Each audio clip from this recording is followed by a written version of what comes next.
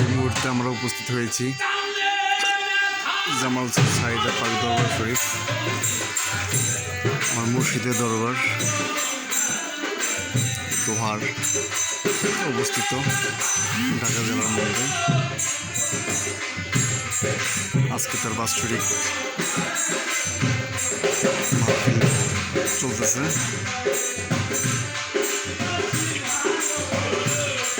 অনেক দূর দূরান্ত থেকে উপমহাদেশের এই বিখ্যাত অলির বাৎসরিক উরুস মুবারকে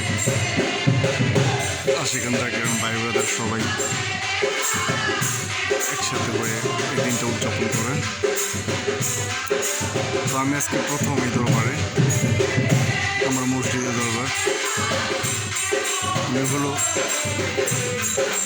খাজা সাইদ হোসেন আল চিশতি জানি রহমতুল্লাহ, যিনি আমার পীর সাহেবের পীর, এই জন্যে আমার মসজিদ। অনেক লোকের সমাগম এখানে, তার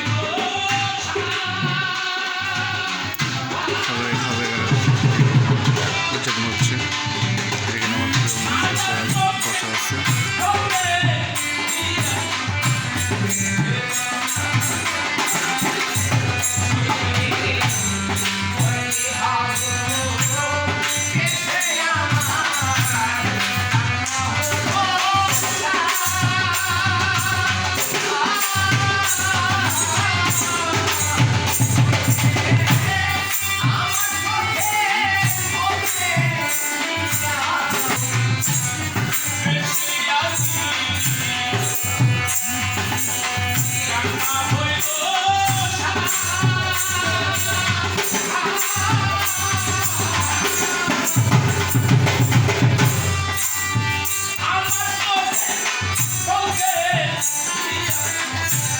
খানকা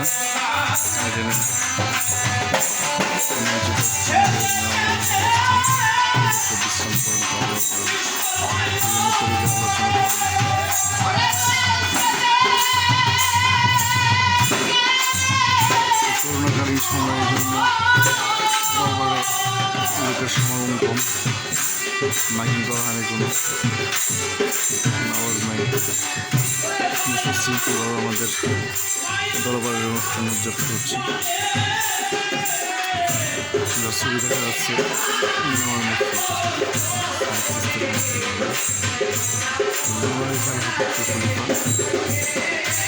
আপনার ভ্রমণ সিস্টেম আমাদের বাগান যেখানে বসে আছে সাদা পাঞ্জাবি পরা সাইড সিস্টেম আলাইয়ের ছবির নিচে বসে আছে। ভক্তবৃন্দ গান গাচ্ছে, যদি গায়ক কিংবা বাউল শিল্পীদের আমন্ত্রণ হয় না, তার ভক্তবৃন্দরা এই গান গাওয়ার ভালো লাগছে। কথাবার্তা এসবভাবেই চলে যায়।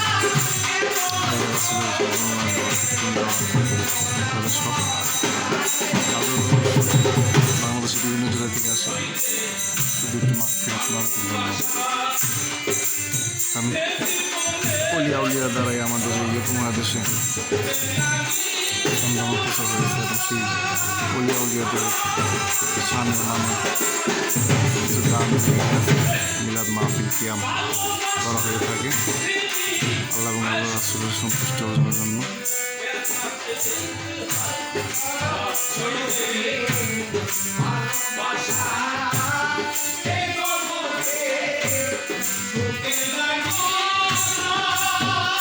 গান চলতেছে ভালোবাসা এই জগতে সুখের লাগি না। আসলে আমরা এই কথাটা কতটুকু মাহাত্ম বুঝি। ভালোবাসা সুখ পাওয়া যায় না, ভালোবাসার কষ্ট ব্যর্থ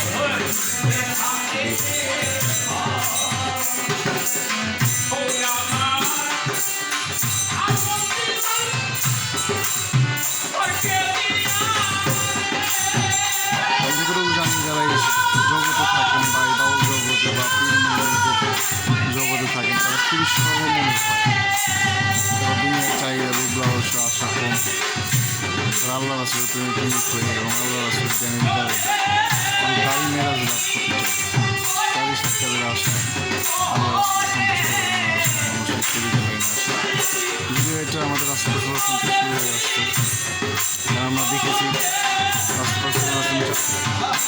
বড় বড় খলিফা ছিলেন, আবু বকর, ওমর, ওসমান এবং মাওলা আলী। যদি আমরা আহলে বাইত প্রাক্তন মানে এই জন্য মাওলা আলী বেশি মানে, কারণ আহলে বাইত প্রাক্তন মাওলা আলী আছে।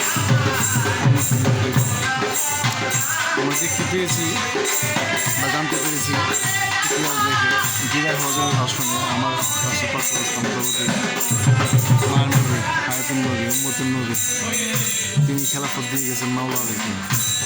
এবং সে এটাও বলে গেছেন যে আমার পরে স্থল সিদ্ধি হয়, কারোর কাছ থেকে যদি তোমরা কিছু জানতে চাও, জানার কিছু থাকে, সেটা মাওলা আলীর কাছে জেনে যাও।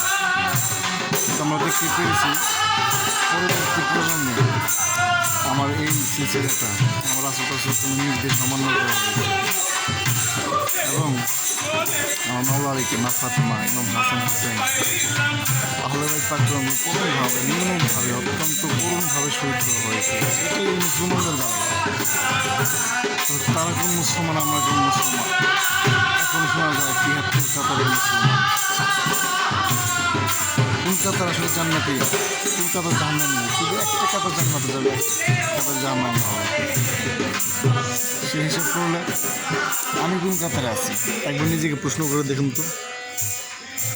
আমরা আসলে সঠিক লাইনে বা সঠিকভাবে আছি কি না, আমরা সঠিক কী করতেছি আসলে? আল্লাহ রাসূলের ইবাদত করতে আসছে, আল্লাহ রাসূল সৃষ্টি করছেন আমাদের ইবাদত করার জন্য, আল্লাহর জন্য অন্য হবে না। কিন্তু আমরা সেটা কিন্তু পারিনি আজও। আমার বাগান দয়াল পিসাব আমার পীর ভাইয়ের সাথে মোলাকাত করতেছে, মনের শান্তির জন্য পীর বাবার বুকে বুকে নিয়ে আসছে, লড়াই করছেন তাকে, যদি একটু শান্তি পাওয়া যায়। আসলে মানুষ তো মানুষের জন্য না, কার বুকে আসলে শান্তি পাবে একমাত্র আল্লাহই যাবে। আমার ঘুরি অনেক দরবারে ঘুরি, অনেক জায়গায় যাই। এই লাইনটা এবং এই জগৎটা অত্যন্ত সুন্দর, মধুর এবং একে অপরের জন্য অনেক সম্মান, ভালোবাসা, মহব্বত, এটা আমরা কোথাও দেখি না। আসলে যারা মসজিদে নামাজ পড়ি আমিও পড়ি, কিন্তু আসলে মসজিদের ভিতরে অনেক বিভেদ দেখা যায়। বলি না মসজিদে নামাজ পড়া খারাপ বা মসজিদে যাওয়া যাবে, সেটা না।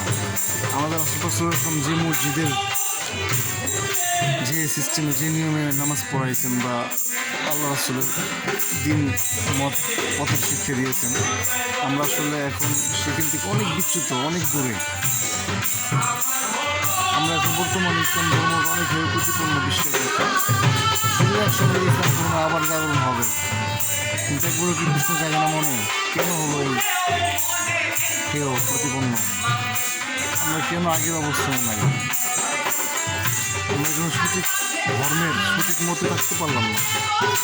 আমার আশেপাশে নির্দেশনা কী ছিল? ধর্ম নিয়ে মারামারি করতে মানা করেছিল এবং জিন্দা কোরআন। সেদিন এক মুরব্বী আমাকে বলতেছে, বাবা বলো তো, কোরআন বড় না মানুষ বড়? আসলে কঠিনের প্রশ্ন, তাই না? কিন্তু আমি তাকে কঠিনের উত্তর দিয়েছিলাম, মানুষই বড়, কোরআন বড় নয়।